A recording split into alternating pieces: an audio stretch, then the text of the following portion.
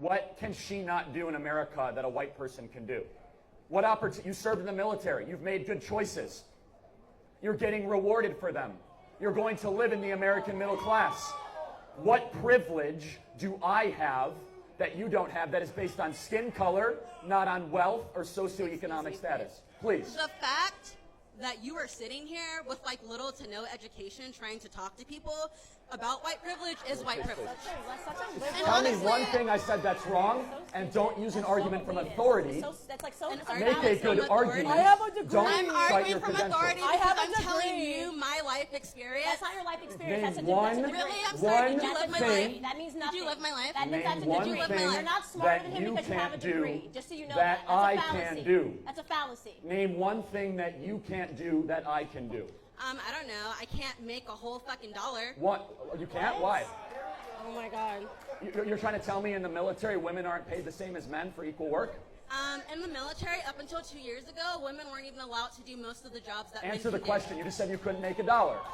Hey, good morning. So I need to address other white people in my comment section under my recent video, my pinned recent video, about the definition of racism and how white people cannot experience reverse racism. You guys quite literally are proving the point. Reverse racism literally does not exist. The fact that you guys want to experience racism so badly is insane to me. Seek help. You continue to cling on to that definition of racism word per word and say, see, it says right here, we can experience it. No, you can't. We can't. You guys always seem to forget to look at the part where it says marginalized or minority, and neither of those things are what white people are. What you're not forgetting is white people have power. Black people do not. Therefore, we cannot experience racism like they can. I didn't think I had to break that down for you, but apparently I do. And no, if a black person is working in a certain position, that does not mean that they have power. Racism is still actively a thing regardless of their position. Their job title does not mean that they have power. Let's use our brains. Society and the government itself was built for white people. Meaning anybody who is not white, it's harder for them in the long run. Hence why racism is actively thriving. White privilege is a thing. And a lot of you prove that point and show your white privilege and show your in my comment section, and you're doing it now in that pinned video. White people can experience prejudice, not racism. Not liking a white person because they are white does not mean that that is racism. It just means that you're just not liked. It literally states what it is right here. Pay attention. Listen. The main difference between prejudice and racism is the element of power. While anyone can hold a prejudice, a preconceived negative opinion not based on reason, racism is prejudice combined with the institutional and systemic power to discriminate, oppress, or harm a racial group. Keywords, folks. Here's another one. Understanding the key distinction. The presence of power is the critical factor that distinguishes racism from prejudice. For a racial prejudice to become racism, it must be accompanied by the power to enforce discrimination and oppression through societal institutions and practices. This means that while a person of color can hold a prejudice against a white person, it does not constitute racism because it does not operate within the context of systemic, institutionalized power structure. Literally tells you right there the answer that you guys seem to keep missing. That same Google that you guys are referring to when you pull up the definition literally is the same place you can go and actually do your research and understand things without just grasping onto straws. You know that, right? Also, make sure it's a credible source. .com is not a credible source. So if you're getting any of your information from a .com and saying, oh, it's a credible source, I Googled it, that's not a credible source. We all went to school, therefore you should know what a credible source is and how you have to cite credible sources because it has to be credible in order for it to be the truth. If you don't understand why black people do not like white people, that is the problem. You're taking offense to that and not realizing it. It has nothing to do with just slavery. It has everything to do with present time. Racism is still actively thriving. White people put on a show all the fun to pretend like they are allies or pretend that they have black people's back and don't, and they're actually undercover racists. And even if you are not actively racist and you are anti-racism, you can still do harmful things toward the black community, and that is another reason why they choose to not trust us. Now, I used to get offended because I'm like, I don't understand. I'm not doing anything wrong. I'm not racist. I don't hate black people. But I was still doing things that were harmful to black people. So yeah, they're going to question me and give me the side eye. They're not going to trust me because of that. Not because I'm actively being racist, because I never was. I used to take offense to that. But then it's called growing up, doing your own research, realizing the facts, and knowing that you can still be harmful even if you don't have an issue. And the problem is, taking offense and getting defensive instead of learning, unlearning, and doing better. If you do not have a problem with black people, do better. The question is, why are they getting pissed off? Why is he trying to get pissed off? Why is he trying to put the black woman on a seat that she do not just want to say a lot at the same time, but she have a lot to say? We've seen the system. We've seen how the system is, even if most of the white people are actually coming out to be like, that is not how it is. We are all equal. We are all this. We are all that. It's not showing. It's not matching at all. It's not matching the energy. It's not even showing. And the more the more the white community keep bringing videos like this, it even gets more tense, right? So, anyways, welcome back to the channel. If this is the first time you're tuning in, do what, subscribe, like this video, drop me your comments, and lastly, do not forget to share. Thank you so much for always supporting me. I do not take you guys for granted. I really do appreciate you. This video is for educational purpose. We stand a chance to be corrected wherever you think correction is needed.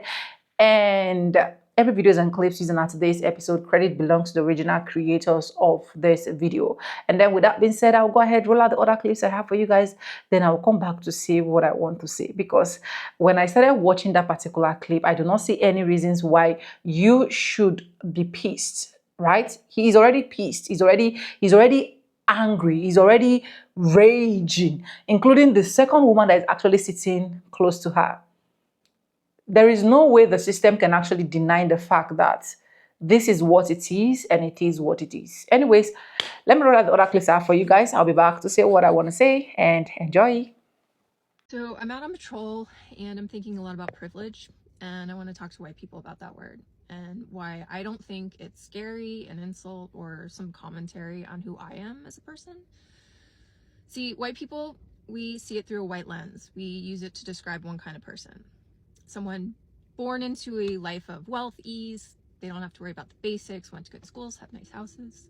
So when someone says to us, you're privileged, or use your privilege, it can feel like a judgment, an accusation even, that like you don't work hard, you don't struggle, your life's been easy.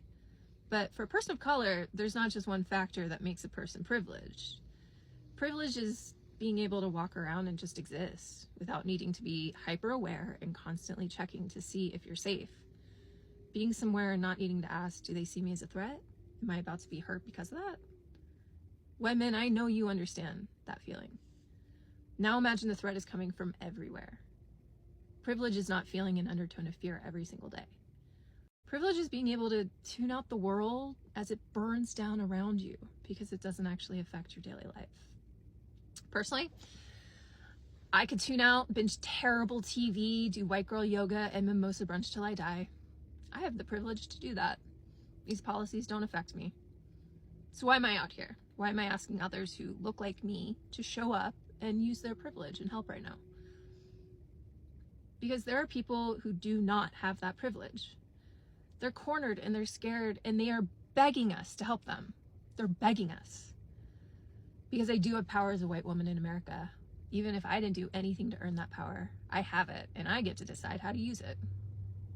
When someone says to me, use your privilege, I hear that as Katie, use your power. And I choose to use that power, that privilege, to help people. If we just stay at home and do nothing, we are complicit in what's happening and whatever comes next. If we stay silent, if we tune out and pretend it all away, then we have used our privilege to terrorize, kidnap, and ultimately kill people, to take away the basic freedoms that make this America. I mean, even if she's broken, she's ours. I'm using my privilege right now because these policies don't target me. Not yet. Because right now, white women, we have power. We have a voice. It has not been taken from us. It is being taken from them. It is a privilege to be in a position to help people. If speaking up could save someone's life, would you do it? While I'm able, I'm going to use my privilege to help those with less power and less privilege than me. I'm asking you to think about how you will use yours.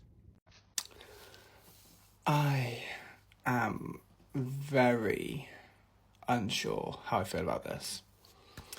And I'm going to be really, really honest with you. And I'm going to say it from a place of trying not to be angry with this comment and a place of trying to understand where this person's coming from.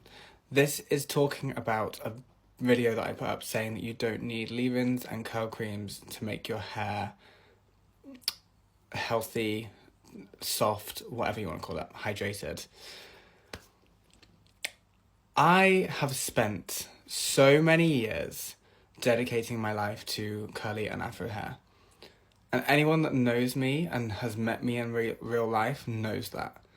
And the people that actually follow my page here know that. They're talking about the fact that I'm addressing black issues / solutions and that my privilege is hella loud. Now, being a white man, I know that my privilege is hella loud. Being white is a privilege, and anyone that is white and actually cares about the black community knows that. So I'm not being shy away from the fact that I know I'm privileged. You know, regardless of skin colour, anyone that breathes on this planet, it's a fucking privilege. And I will never be told that that is something that I don't already know. Now, take it from someone that is genuinely trying to change the industry, and I'm trying to change it for the black women, and so that people start to educate themselves on your type of hair and the way that you feel with your natural hair. And I'm not doing this for anyone else. I'm not doing it for the white people that can go into any salon and that can go and get their hair done wherever they want because they're white and they don't have afro hair. I'm doing what I'm doing to make sure that people like you can go into any salon and have their hair done, regardless of your skin colour, regardless of your hair texture. So first of all, that's period, okay? The world is marketing and capitalising on black and afro hair, and this is why. You have been told your whole entire life that you need butters, creams and oils to make your hair healthy, okay? That you've been told that your whole entire life. That's what you've used, that's what everyone else has used, that's what everyone in the black community has used. Factual. And because I'm challenging that belief, because that is something that is based on history and culture, you are telling me that I'm addressing an area that I don't know about because I'm not black. And I get it. I have met so many black people that don't like the fact that I talk about black hair. But I've also met thousands of black people that love the fact that I'm trying to change the world, okay? And you have to understand that this comes from the bottom of my heart, and I'm going to get really emotional because I genuinely care so much about the black community, more than you will ever realise. I could sit and I could tell you things that come out of a book based on history. I could sit there and tell you that I've learned everything. That would be a lie. I have based all of my experiences on history and culture through my clients that sit in my chair, their history, their stories, not just a book. What I'm trying to do is I'm trying to change the industry so you don't have to be capitalized on. You don't have to be marketed at, because the black community and the black beauty industry is a multi-billion-pound place. And there are brands out there, and I could name hundreds, and I could name a few that I was very close with, that are all marketing at you spending your money knowing that you don't know about your hair. So please, the next time that you want to address someone that you think, just because they're white and they're talking about black hair, doesn't know what the fuck they're talking about, please go and do your research to who I am and what I do for the black community. You're saying black folks created that name white supremacy. That's correct, from Africa.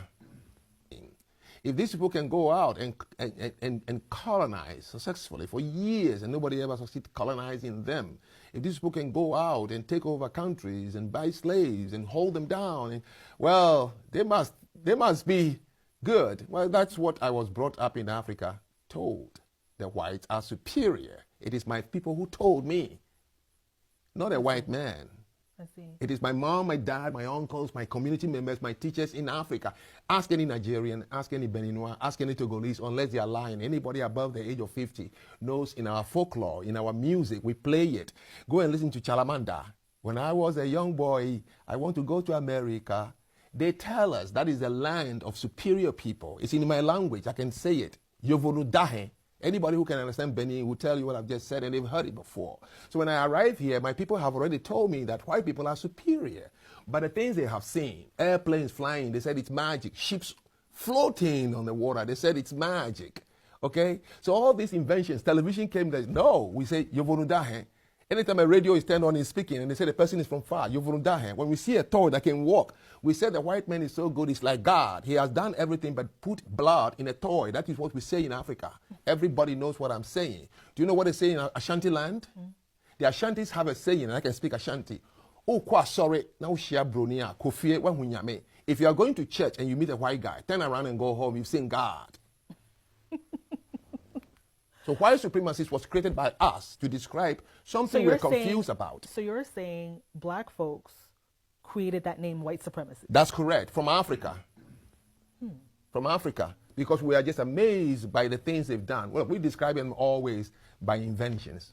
When you take a toy and the toy is talking and it's moving, you're like, oh my God. Because yes, my people are not sophisticated. You know. Why would we call a white person a white supremacist if, you know, well, I think it's because we were enslaved. No, not. It is just observing the mere industrialization of their environment, which we haven't done. That's all. They can command water from far away through tubes into their bedrooms. We can even fetch a bucket of water from the next lake, you will be drowned. They can put electricity. We never had one in Africa. They have airplanes fly over us. It's amazing. Everything they've done is the reason my people say these people are superior, not because of slavery. They came to colonize us and they brought things we have never seen before. They gave a king a mirror and he was dancing and sold his people away. They brought guns we have never seen, boom, and killed somebody right away. You know what they used to do in the Congo? Right. They put dynamite in the rocks and then they hide the switch. And then when they point their finger, it go boom. And the Congolese, till today, they call the white man kiboom, the sound of the dynamite. And then they go down and they go like this. If they're not superior, why do you see every picture when the white men arrive in Africa, we're bowing to them? The Portuguese, in my own town, Gele, all of these people, as soon as the Portuguese showed up, everybody was bowing. We have never seen a gun kill a human being. We have never seen a mirror. We have never seen a radio tune in and somebody speaking from England, the Queen's voice. So for us, all these things, these people must be really superior and close to God. They used to have a joke in Ghana that when God said, let's pray, the white man opened his eyes. The black people were covering his eyes. So the white man saw how God created the world. That's why they are so good at what they do. And I'm telling you, these are folklores from which we grew up. If anyone told you that white people came to Africa to tell us they're superior, it's a lie. They never said that. I'm Megan. I'm a South African. I am a Jew. I'm an anti-Zionist. And I'm an anti-racist. Today, I just wanted to talk about one of the aspects of white privilege that doesn't get mentioned much. And it's always so interesting for me how easy it is for white people to speak up and how little they do. And that's because of the absolute cushioning comfort of white privilege.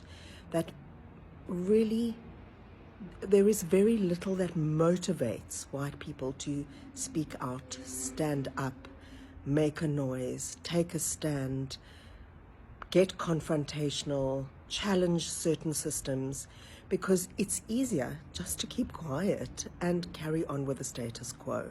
So today's video is a challenge to white people who do care to stand up, speak out. I'm an extremely privileged white woman, and I often find myself in spaces where I am the least educated and the least rich of all of those people in the room, and they are predominantly black spaces, and I want to talk to you about it. This privilege comes via proximity to my husband. He is an associate at one of the premier civil rights firms in the country. You don't know their name, but you do know their cases, I promise.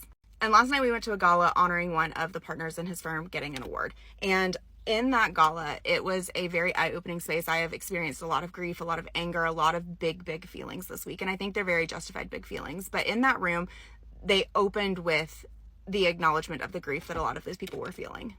And no, black people are not a monolith, but black people have every right to see me as part of the white monolith. And that's fair.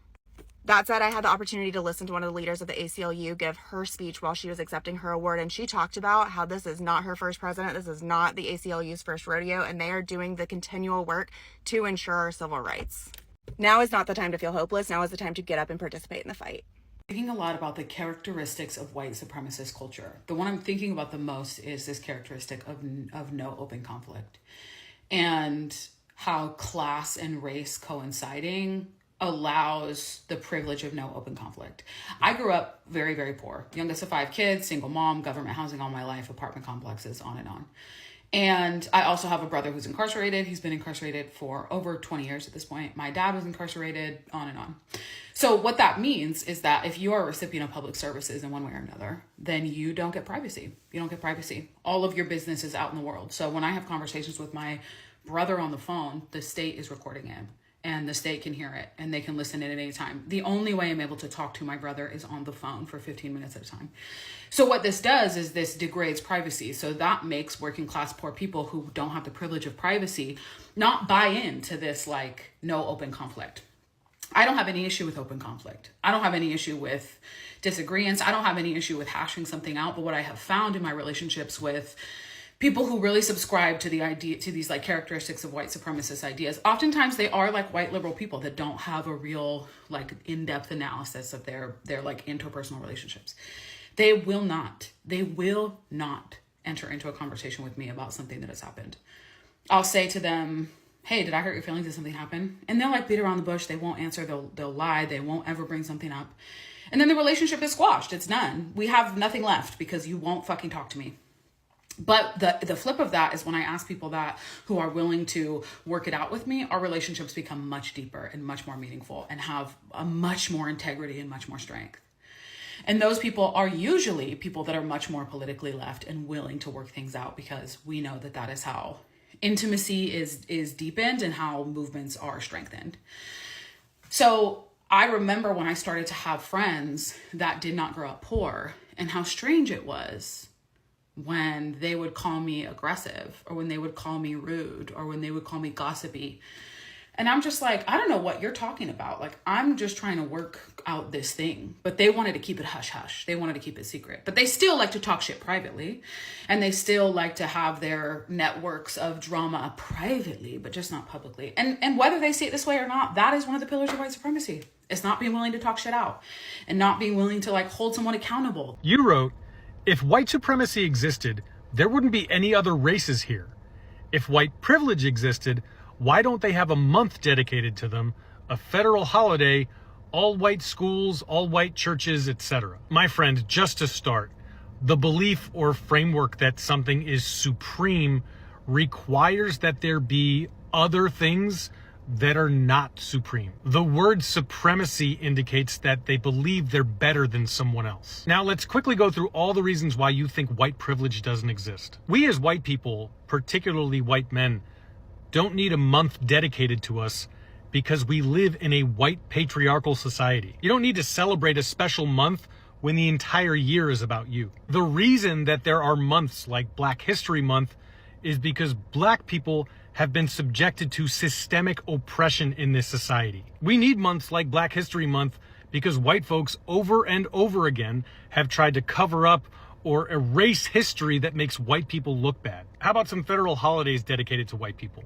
President's Day, the 4th of July, Columbus Day. And if that's not enough for you, don't worry. I am certain that there will be more white holidays before the Trump regime runs out. And as for all white schools and all white churches, I don't know where you live, but here in the liberal Northeast, there are definitely all white schools and all white churches. And when there are spaces that happen to be more diverse, pay attention to who's at the front or who's making the decisions. It is typically white men. Defensiveness comes up when we're called out on our biases. It's the not all of us, or the I didn't mean it like that, instead of just listening and learning. It's the institutions that would rather slap a diversity statement on their website than make actual changes. And quantity over quality. This one is a doozy. It's all about the numbers, all about the stats, all about the data. But what about the stories behind those numbers? What about the people? It's like when companies boast about diversity hires without actually nurturing an inclusive environment. Worship of the written word. If it's not documented, it doesn't count, right? It's in the legal systems that don't honor verbal agreements. It's in the workplaces that disregard the wisdom of experience over a piece of paper. Only one right way, This is the belief that there's a single way to do things, and it's usually the white way. It's in the standard English that's expected in professional settings, dismissing the richness of dialects and accents. Paternalism, that's when those in power think that they know what's best for those without power. It's like government officials deciding what communities need without asking them. Either or thinking, you're either successful or you're not. You're either with us or against us. It's the political rhetoric that divides, the education system that fails to embrace multiple intelligences. Power hoarding. This one's about clinging to power and being threatened by sharing it. It's in the leadership that doesn't mentor, the gatekeeping that keeps certain people out of certain spaces. Fear of open conflict. Nobody wants to talk about the tough stuff. It's avoiding the conversations about race because they're too divisive. It's the silence that follows when someone asks why the boardroom lacks diversity. Individualism. It's the I over we. It's the self-made myth. It's ignoring the fact that success is often built on the backs of others. It's the lack of acknowledgement for the collective effort. And lastly, progress is bigger, more. It's the idea that growth is always good, that bigger is better. It's the corporations that expand without considering the impact on communities, the relentless push for development at the cost of the environment. These characteristics, they're not just ideas, they're actions, they're policies, they're everyday decisions that shape our world. And if we want to change that world, we've got to recognize these traits, call them out, and actively work against them. It's not enough to be not racist. We've got to be anti-racist every single day and every single thing we do. It's a commitment, and it's one we've got to make together. Alright, I am talking about the 12 characteristics of white supremacy culture and how they're a part of our everyday lives. They are so ingrained, we sometimes don't see them, but they're there, and they're shaping everything. Perfectionism is the first one. It's that voice that whispers you're never good enough. It's in the job market where a single typo can cost you an opportunity. In the education system where a B is seen as a sign of failure.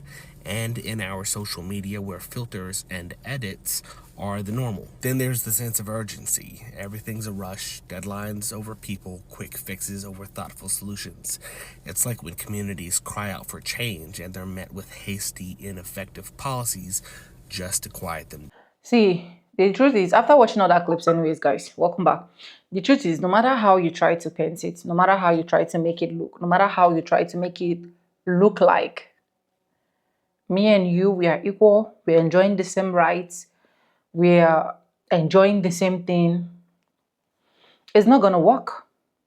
It's not going to work because the fairness is always there. I actually saw a particular video that broke my heart, and let me explain some part of that video, because it's not every single video that we can actually bring here, right? And when I saw that video, honestly, till now I'm shocked. I actually want to do a video about it, but carrying a camera to start talking was really not easy for me as at yesterday when I saw that video. But let me just talk about it briefly today before we finish up what we came for, because it's also in line, right? So there is this black man that whatsoever happened, there is this white policeman that they actually came for an arrest, and this man was actually putting on short. Like the short he was putting on, you will know for a fact that there is nothing like pew pew in that particular shot, right? Like you will see like everything in him. And they made a comment that they say, put up your hands, and then he hands up, like he raised up his hands, and he said, I'm not owing anything, here am I. Do you get? Because why? He felt that, okay, he is not guilty of what they particularly came to arrest him for. And just, guys, guess what happened in that particular video? Before you know, they pew his legs. And he fell, and he was still screaming. This is a black man still screaming on top of his voice, saying, I am not armed. I'm not owing anything. I'm not doing this, helpless on the floor. But these people keep shooting his legs. Until when they found out that he was totally not in the right stage to do anything, then they went ahead and started searching, and then with pains and every single thing, you can see the comment section of that video. Like, I wish I have that video. That video I've been able to explain better. So now, should it be that these white people are coming to arrest black people? These black people are coming to arrest white people. Will reverse be the same? Should it be that these white people are coming to arrest their fellow white person? Will reverse be the same? So the society has made it like that. Different stories that we've seen online. A story of a firefighter as well, how they normally let the black people just go burnt, no matter if they're in a situation to like save them and so on and so forth, that have actually also gone viral. So the system and the society has made it look that way, that even when we have some of these white people coming to like deny and say, oh, we are not enjoying any privileges, racism is for both sides, discrimination is for both sides, it's clear, right? And this is not me justifying the fact that black people don't do racism too. I do not justify that fact. I keep saying it here. I think I've seen some videos that black people were also so racial profile and they were shouting, remove that braids from your head. You're a white woman, you're not supposed to be wearing that braid. And I was like, this is the description they're talking about.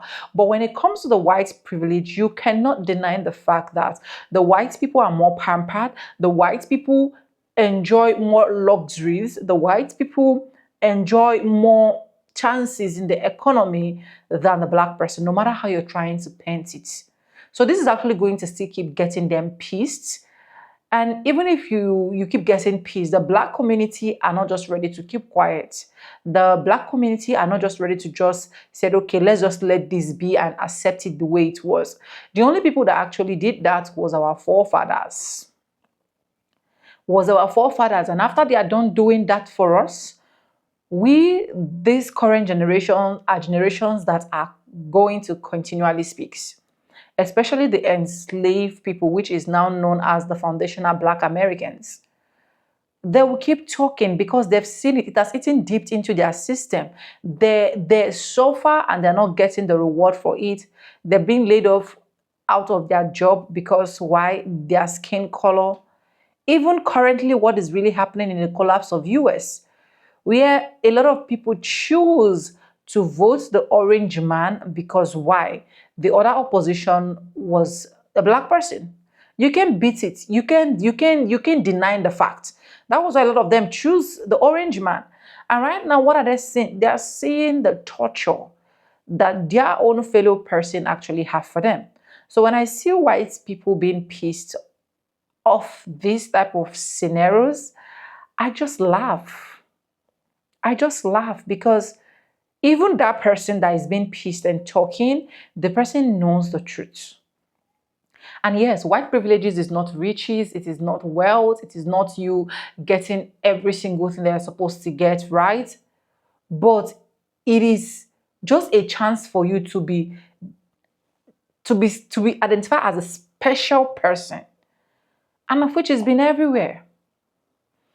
And until these people decide to stop this, until these people realize that this thing is actually crumbling their society, until these people realize that this particular thing they are optioning for is actually not the best, the system will still keep suffering. The system will still be backward. The system will still not be balanced as it's supposed to. So you have to wake up to reality and accept the fact that yes, I'm white, right? But I'm going to make a difference. I'm going to make a change. And that's why when I see some of them coming out to own it up to their chest and be like, yeah, these black people do not deserve this. I really do appreciate those kind of videos because why? It is very difficult for you to see people to come out here and say the truth of what they know. But when you see some of these white people coming out to like say the truth and be like, this is how the system is. The system have cheated these people. The system have denied these people. The system have done this or that to these people. And these people do not deserve this. I really do appreciate people like that. I really do appreciate systems like that. Do you get what I'm trying to say? Anyways, let me know what you think in the comment section. Let me know what you think about this particular video. Like I said, this video is just for educational purpose, not to bash any single person. I stand a chance to be corrected. Every video is inclusive. Now today's episode credit belongs to original creators of this video. And thank you so much for always supporting. Thank you for always coming back to watch my videos. Subscribe, like, comment, and share. And yes, with no further ado, do not touch the die. Come back for the next episode, and I'll see you guys in my next one. For now, bye guys. I love you.